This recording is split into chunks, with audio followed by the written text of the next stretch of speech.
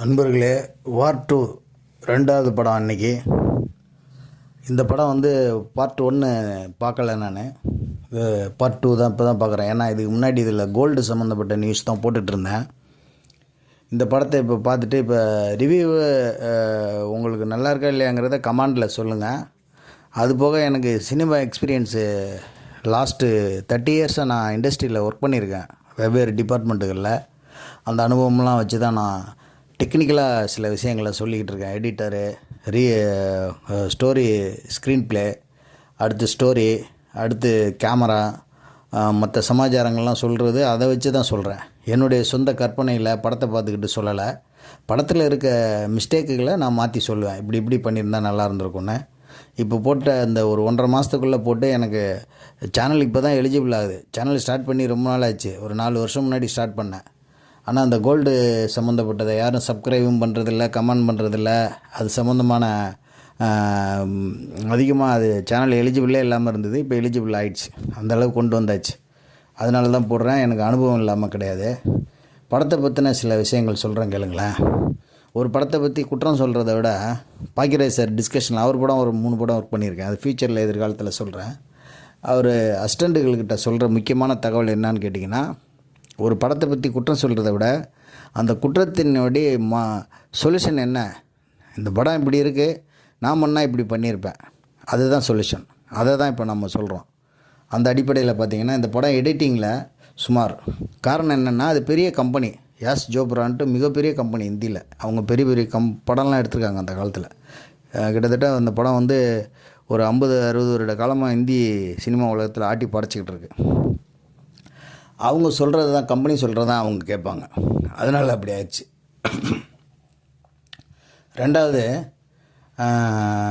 படத்தின் ஓப்பனிங்கில் junior NTR and Hrithik Roshan 2 பேருமே அறிமுகமாகி ஒரு ஃபைட்டு.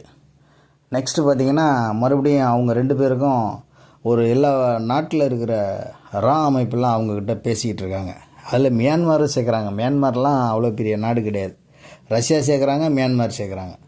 அதெல்லாம் பெரிய மியான்மர் வந்து லிஸ்ட்லேயே கிடையாது. அவங்க நம்ம நாட்டுக்கோ அல்லது நம்ம நாட்டுக்குள்ளே உளவு அமைப்போ அமைப்பு கூட அவங்களுக்கு கான்டாக்டே கிடையாது. அவங்க நாட்டுக்குள்ளே இருக்க பிரச்சனையே அவங்களுக்கு பெரும் பிரச்சனை. அது ஒரு விவசாய நாடு, அருமையான நாடு.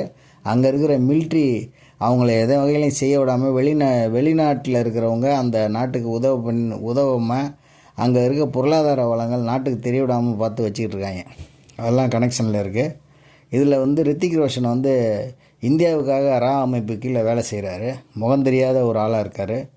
அதே நேரத்தில் ஜூனியர் என்டிஆர் வந்து வேறு மாதிரி ஒரு நாட்டுக்கு, அதாவது ரித்திக் ரோஷனுக்கு அகைன்ஸ்டாக தான் போவாருங்கிறது பின்னாடி வச்சுருக்க ஃப்ளாஷ்பேக்கு. அந்த ஃப்ளாஷ்பேக்கை முன்னாடியே வச்சுருந்தா படம் இன்னும் கொஞ்சம் ஹிட்டுங்கிற ஏரியாவில் 80% டச் பண்ணியிருக்கோம். அது இன்டர்வல் பிளாக்கு அப்புறம் தெரியும் அந்த ஃப்ளாஷ்பேக். இப்படி சண்டை, ஃபைட்டு, ரித்திக் ரோஷன் லவ் பண்ணுற அந்த பொண்ணு வந்து அவங்க ஃபாதரை வந்து கொலை பண்ணிவிடுவாப்புல. ரித்திக் ரோஷன் தான் கொலை பண்ணிட்டாங்கன்னு அந்த அம்மா நினச்சிட்டு இருக்கும்போது அவங்க நம்ம தெலுங்கு ஜூனியர் என்டிஆர் வந்து என்ன பண்ணுவார்னா, அவங்க ஃபாதரை கொன்றுப்பார். அதே மாதிரி அவங்க லவ்வரையும் கொலை பண்ணிவிடுவார். இப்படி ஒரு சப்ஜெக்டு. ஆனால் பிரமாதமாக இருக்கும் டேக்கிங்ஸ், ஃபோட்டோகிராஃபிலாம். அது வந்து ஐமேக்ஸில் தான் ரிலீஸ் பண்ணணும். நார்மலான தேட்டரில் பண்ணால் அதோடைய குவாலிட்டி வந்து ரொம்ப கம்மியாக இருக்கும். அந்த மாதிரி ஒரு கேமரா ஒர்க்கெல்லாம் பிரமாதமாக இருக்கும். க்ரீன் மேட்டு இதெல்லாம் போட்டு எல்லாம் வானம், பூமி, ஆகாயம், நீர் எல்லா இடத்துலையும் அது சண்டை காட்சிகள் இருக்கும். அதனால் ஃப்ளைட் மேலெல்லாம் இருக்கும். அப்படி ஒரு காட்சி அமைப்பு பிரமாதமாக எடுத்திருப்பாங்க. ஆர்ட் டைரக்டருக்கும் சரி, எல்லோரும் பர்ஃபெக்ட் ஒர்க்கு. பட் எடிட்டிங் ஆர்டரும் மாற்றி வச்சுருக்கணும். ஃப்ளாஷ்பேக் இன்ட்ரோல் முடிஞ்சோன்னா ஃப்ளாஷ்பேக் ஸ்டார்ட் ஆகும். 2 பேரும் ஒரு குழந்தைங்க. இந்த குழந்தைங்க யாருன்னா, ஒருத்தன் ரித்திக் ரோஷன், இன்னொருத்தன் வந்து ஜூனியர் என்டிஆர். இந்த 2 குழந்தைங்களுக்குள்ள ஆல்ரெடி எக்ஸ்பீரியன்ஸ், அந்த கும்பலுக்கும் அந்த கேங்கையும் அனுபவித்து ஸ்கெட்ச் போட்டு அதை பற்றி ஒரு பிஹெச்டி பண்ணி வச்சுருக்க ஆள் வந்து ஜூனியர் என்டிஆர். அவர் சின்ன வயசாக இருக்கும்போது இந்த பையன் அங்கே மாட்டிக்குவாப்பில். யார், ரித்திக் ரோஷன் குழந்தை வயசில் இருக்கும்போது. ஃப்ளாஷ்பேக் தான் இப்போ சொல்கிறேன். அப்போ அவனை அடிச்சுட்டு கையை காலை உடச்சி பிச்சை அடிக்க வைக்கிறது தான் அந்த கும்பலோட வேலை. அதுவும் சின்ன பசங்க தான். அப்போ இறங்கி ரித்திக் ரோஷன் அடித்து காப்பாற்றிட்டு சின்ன சின்ன திருட்டு செஞ்சு வயிற்று பொழப்பு கழுவிட்டு இருக்கும்போது சென்ட்ரல் ஜெயிலுக்கு போயிடுவாங்க, சில்ட்ரன்ஸ் ஜெயிலுக்கு. அங்கே போகும்போது ஒரு இராணுவ அதிகாரி வந்து, நாட்டுக்காக வேலை செய்கிறீங்களா, இல்லை நீங்கள் உங்களுக்கு அன்றாட பொழப்பு பண்ணி உங்களுக்கு ஒரு அடையாளம் இல்லாமல் போக போகிறீங்களான்னு கேட்கும்போது 2 பேரும் ஜாயின் பண்ணி டியூட்டியில் போவாங்க. அது ஃபிசிக்கல் ஃபிட்னஸில் ரித்திக் ரோஷன் வந்து ஜெயிச்சிருவாப்புல, ஃபிசிக்கல் ஃபிட்னஸில் அவரும் ஜெயிச்சிருவாப்புல. ஆனால் ஓவராலாக வச்சுருக்க எக்ஸாமில் ஜூனியர் என்டிஆர் ஜெயிக்க மாட்டார். எப்படி ஜெயிக்க மாட்டார்னா சிம்பிளாக கேட்பாப்புல, ஒரு இராணுவ எதிரி நாட்டு பாகிஸ்தானுடைய இராணுவ ஜோல்சர்ஜ் ஒருத்தர் உன் கையில் சிக்கிக்கிட்டாரு, அவருக்கு வேறு வழி இல்லை அப்படின்னா நீ என்ன பண்ணுவேன்னு கேட்கும்போது, நான் ஒன்றும் பண்ண மாட்டேங்க, ஏன்னா அவங்க நாட்டு ரூல்ஸ் என்னங்கிறது நமக்கு தேவையில்லை, என்னுடைய நாட்டினுடைய ரூல்ஸ் எதிரி நம்ம கையில் கிடச்சா அவனை என்ன பண்ணணும், கை டச்சிட்டாங்கிறதுக்காக கொலை பண்ணணுமா பண்ணக்கூடாதாங்கிறத நாட்டினுடைய ரூல்ஸ் எனக்கு சொல்லி கொடுத்துருப்பாங்க, அதன்படி நான் செய்வேன் பாரு. இந்த மாதிரி ஒரு ஓரல் எக்ஸாமில் ஜூனியர் என்டிஆர் சின்ன வயசில் இருக்கும்போது தோற்றுட்டு, அப்போ இவர் கூட சேரும்போதே ஃப்ளாஷ்பேக்கில் சொல்லுவான், நீ உயிர் போனாலும் அவனை விட்டு பிரிய மாட்டேன்டான்னு. யார் ரித்திக் ரோஷன் ஜூனியர் என்டிஆரை பார்த்து சொல்லுவான். ஏன்னா இவன் கை காலை ஒடிச்சு பிச்சை எடுக்க வைக்கிற கும்பல்லேருந்து காப்பாற்றி கூட்டி வந்ததுக்காக, அப்படி இல்லைடா உனக்கு நல்ல ஒரு முடிவு எடுக்கிற திறன் வந்து உனக்கு வாய்ப்பு நல்லா இருக்குங்கிற மாதிரி இருந்ததுன்னா நீயே சுயமாக என்னை விட்டு போயிடுவ, அப்படி போகாமல் இருக்கணும், அதை மட்டும் செய்யாத அப்படின்னு சொல்லுவாப்புல. இப்போ நான் என்ன பண்ணுறேன், நாட்டுக்காக போகிறேங்கிறான், என்னை வேணான்னு ரிஜெக்ட் பண்ணிட்டார் ஆஃபீஸரு, நான் நாட்டுக்காக இருக்க மாட்டேன், எனக்கு இருக்கிற ட்ரைனிங் பயிற்சியை வச்சு நான் என்ன பண்ணணும்னு பண்ணிக்கிறேன்னு சொல்லிட்டு அகைன்ஸ்ட் டீமில் இருப்பாப்புல, பாகிஸ்தான் டீமுக்கு வேலை செய்வாப்புல. இப்படி ஓடிக்கிட்டு இருக்கோம். படம் பிரமாதமாக இருக்கும். இந்த ஆர்டரை வந்து முன்னாடியே காமிக்கணும். இந்த ஃப்ளாஷ்பேக்கை முன்னாடியே காமிச்சிருந்தா இந்த படம் எக்ஸ்ட்ரீமாக போயிருக்கும். இந்த படத்தில் உள்ள ஆர்டர் மிஸ்ஸிங் அதுதான். அதுக்கப்புறம் உள்ள சின்ன சின்ன இன்சிடென்ட்கள்லாம் ஃப்ளாஷ்பேக் வச்சு நல்ல ரீரெக்கார்டிங் டேக்கிங்ஸு, அந்த ஃப்ளாஷ்பேக் சீனை ஷூட் பண்ணியிருக்கிற விதம் இருக்குல்ல, அதில் ஒன்றுமே கிராஃபிக்ஸே கிடையாது, பிரமாதமாக இருக்கும், நல்லாயிருக்கும், அந்த மாதிரி இருக்கும். அதான் இவங்க பண்ண மேஜர் மிஸ்டேக்கு. கிளைமேக்ஸில் என்ன பண்ணுவாங்கன்னா, எப்போதுமே நண்பன் சாகாத மாதிரியே துப்பாக்கியில் சுடுவாப்பில், ஹார்ட்லேருந்து 3 இன்ச்சு தள்ளி தான் சுட்டிருக்கேன், அதனால் உனக்கு ஆபத்து கிடையாது, நீ இமீடியட்டாக ஹாஸ்பிட்டலில் சேர்றதுக்கு உனக்கு ஆம்புலன்ஸோ அல்லது ஏதோ ஒரு எமர்ஜென்சி சுச்சுவேஷனை உண்டு பண்ணி அனுப்புகிறேன்ட்டு அப்பப்போ காப்பாற்றிட்டே வருவாப்பில். லாஸ்ட்டில் அதேமாதிரி கிளைமேக்ஸில் வந்து நீ ஏன் நானாங்கிறது முக்கியம் இல்லை, நீ நாட்டுக்காக சண்டை போடுற, நான் எனக்கு கொடுக்குற உரிமைக்காக சண்டை போடுறேன், நான் தான் ஜெயிப்பேன் அப்படின்னு சண்டை போடும்போது கடைசியில் ஜூனியர் என்டிஆர் தோற்றுருவார்.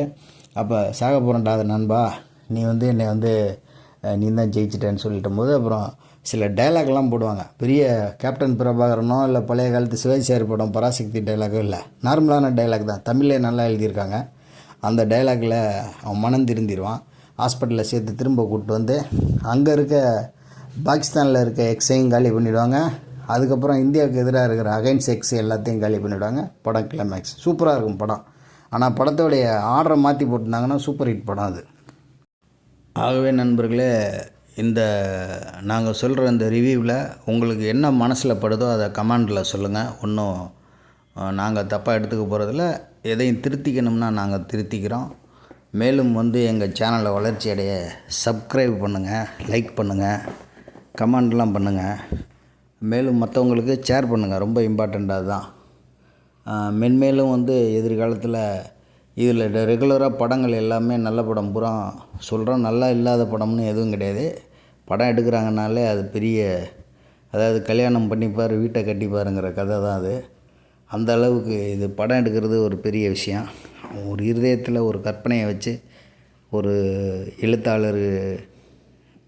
எழுத்தாளராக மாதிரி, ஒரு கலைஞனாக மாதிரி, ஒரு இசையை அதுக்கு பின்னணி இசை சேர்க்குறவனா அவன் எண்ணத்தில் உண்டாக்கி இப்படி தான் வாழ்கிறாங்க சினிமாவில். ஆகவே ஒரு கற்பனை உள்ள கதையை படமாக்கி அதை அவன் நினச்ச மாதிரி கொண்டு வந்து ஸ்க்ரீன் பண்ணுறானாலே அதுமாரி படம் எல்லாத்தையும் ரிவ்யூ பண்ணுவோம். இந்த படம் வந்து எந்த படத்தோடைய சாயல்னால், 90s வந்து ஜான் வூ அப்படின்னு ஒரு சீன பட இயக்குனர் ஹாங்காங்கில் இருந்தார். அவர் ஹாலிவுட்டில் போயிட்டு ஒரு படம் பண்ணியிருப்பார், புரோக்கன் ஹேரோ அப்படின்னு ஒரு படம், செம சூப்பராக இருக்கும். அந்த படத்தோடைய சாயல் அப்படியே இருக்குது. அந்த மாதிரி அந்த பேட்டர்ன் இருக்குது. 2 நண்பர்கள், 2 பேர், ஒருத்தன் அரசாங்கத்துக்கு வேலை செய்வான், ஒருத்தன் அந்த அரசாங்கத்துக்கிட்ட இருக்கிற அகைன்ஸ்ட் குரூப்புக்கு வேலை செய்வாப்பில். அந்த மாதிரி தான் இருக்குது. இது ஜான் வூட் டைரக்டர்னு போட்டிங்கன்னா, ஹாலிவுட் ஃபிலிம்னு போட்டிங்கன்னா வரும். அவர் 3 படம் பண்ணியிருக்காரு, 3 சூப்பர் டூப்பர் ஹிட்டு.